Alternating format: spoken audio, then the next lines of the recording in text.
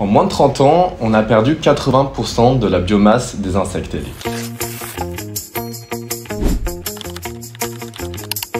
Pollinis, c'est une petite ONG qui est totalement indépendante et qui se bat pour protéger les abeilles et les pollinisateurs sauvages et globalement tous les insectes qui sont menacés par les pesticides. On a 3 axes de combat majoritaires, la mobilisation des citoyens. On se bat également devant les tribunaux et nous soutenons évidemment la science indépendante pour documenter la toxicité des pesticides sur les organismes vivants ou également pour documenter la présence de substances toxiques dans les réserves naturelles en France.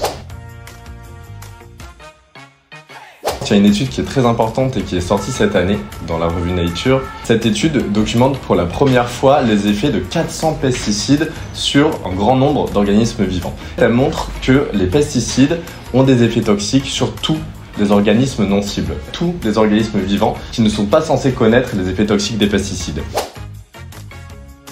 Alors il y a plein de raisons de se mobiliser contre la loi du plomb, mais il y en a 2 grandes qui nous mobilisent nous aujourd'hui. C'est effectivement la réintroduction des néonicotinoïdes tueurs d'abeilles.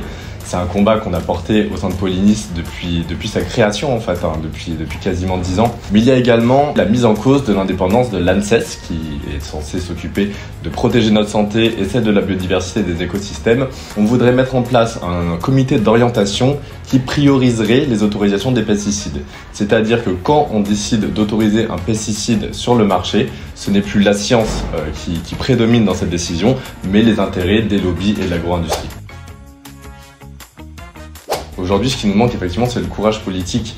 Il y a une étude qui montre qu'à l'échelle de 2050, c'est possible aujourd'hui d'avoir une agriculture biologique en Europe. Nous, Pollinis, on pense qu'il y a une solution très facile à mettre en place et qui est urgente, c'est la réévaluation du système d'autorisation des pesticides, c'est-à-dire tout le système qui autorise des pesticides tueurs d'abeilles sur nos territoires. Et nous, c'est le Relais Jeunes. Pendant 2 mois, on part de Montpellier à Brest à vélo à la rencontre d'agriculteurs et agricultrices, mais aussi de plein d'acteurs du système alimentaire. L'objectif, c'est de parler de la transition écologique de l'agriculture et de comprendre les freins à sa mise en place. Alors si ça t'intéresse, tu peux nous suivre et même nous rejoindre sur certains tronçons.